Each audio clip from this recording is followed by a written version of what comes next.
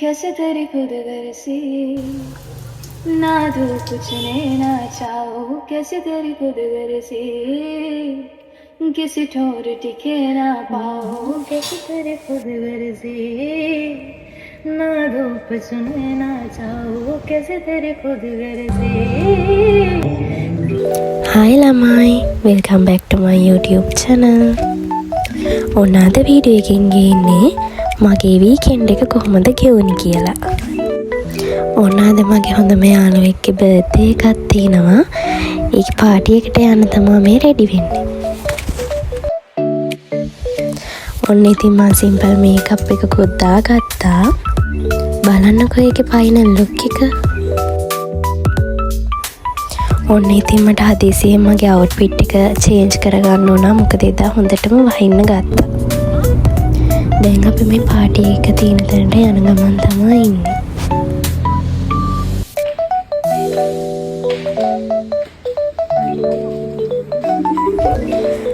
අපි ඔන්න පාටි එක තියෙන තැනට දැන් ඇවිත් ඉන්නේ. බලන්නකෝ එතන ලස්සන.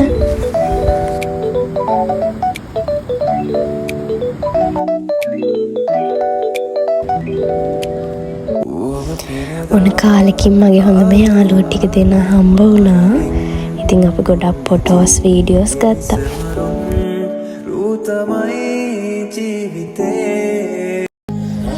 ඔන්න යාළුවගේ බර්ත්ඩේ කේක් එකත් කපලා අපි ලන්ච් එක ගන්න තමයි හැදුවේ. ඔන්න ඉතින් මගෙත් වීඩියෝස් ටිකක් ගත්තා. ඔන්න බලන්නකෝ. මතකද හැන්දෑවේ අපි දෙන්නා වන්දාරම් මధుරේ දවසක් දාමල් වැස්සේ තෙමුණා. ඊට පස්සේ ඉතින් අපි ටික දෙනා ටික්ටොක් ටිකකුත් කරලා ගෙදර එන්න තමයි ලෑස්ති වුණේ.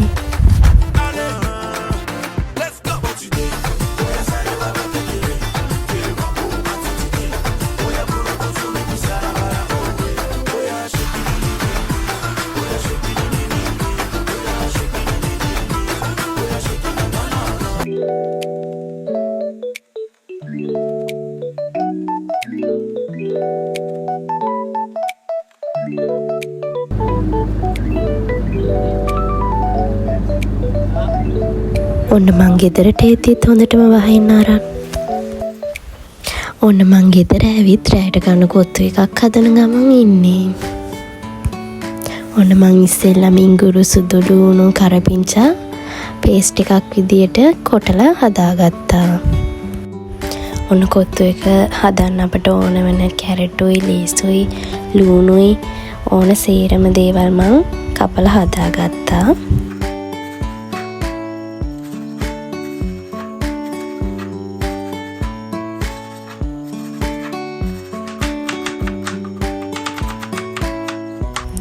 ඊට පස්සේ ඔන්න අපට අවශ්‍ය ප්‍රමාණයට තෙල් බටර් සෝස් පෑන් එකට දාලා ඒ ටික රත් වෙනකන් පොඩ්ඩක් තිබ්බා.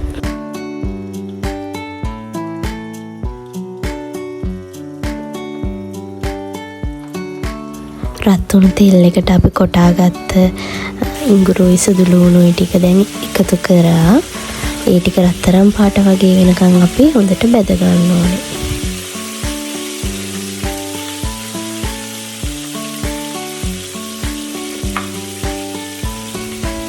ඔන්න තෙල් එක රත් වුණාට පස්සේ මම මේකට බිත්තරයක් කඩලා දාලා ඉවර වෙලා සොසේජස්ුයි චිකනුයි එකතු කරගත්තා.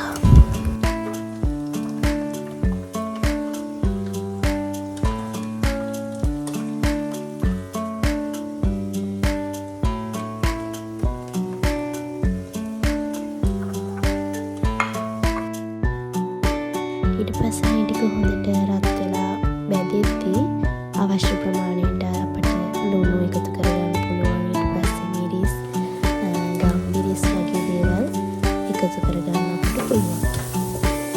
ඔන්න මේ ටික හොඳින් කලවම් කරාට පස්සේ මම කැරට් ටික එකතු කරගත්තා. කැරට් ටිකත් හොඳට කලවම් කරගෙන ඉවර වෙලා අපි කොත්තු පැකට් එකේ තියෙන කොත්තු ටික අපි හදාගත්ත මික්ස් එකට මේ ටික එකතු කරගමු. ඔන්න මම අන්තිමටම තමයි ලීස් ටික එකතු කරගන්නේ. මොකද මේ ලීස් ටික ගොඩක් තැම්බෙනවා මුලින්ම එකතු කරගත්තොත්. එතකොට ලස්සන පාට හිටින්නේ නැහැ. ඒ නිසා තමයි මම අන්තිමටම එකතු කරගත්තේ. ඊට පස්සේ අපි මස් හොදි එක මේකට දාලා කලවම් කරගන්න ඕනේ.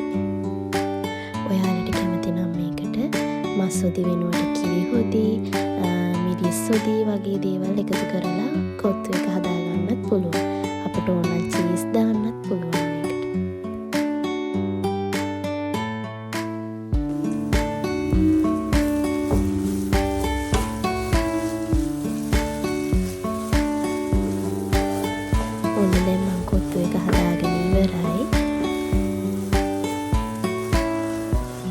පුළුවන් තරම් මේක හොඳට කලවම් කරාම තමයි අපේ රස වැඩි වෙන්නේ. අපිට කොත්තු ගහන්න තැටියක් ඒව නැති නිසා අපි මේක හොඳට කලවම් කරගත්තාම කඩේ රසටම අපිට කොත්තු එක හදාගන්න පුළුවන්. දැන් මම කොත්තු එක නම් හදාගෙන ඉවරයි. දැන් කන්න තමයි ඉතින් තියෙන්නේ.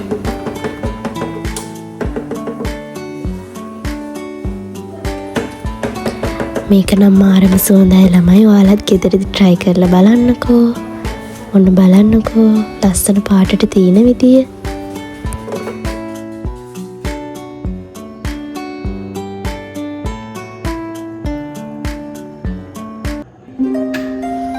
Welcome to second day. ඔන්න ඉතින් අද මගේ course එක තියෙන දවස.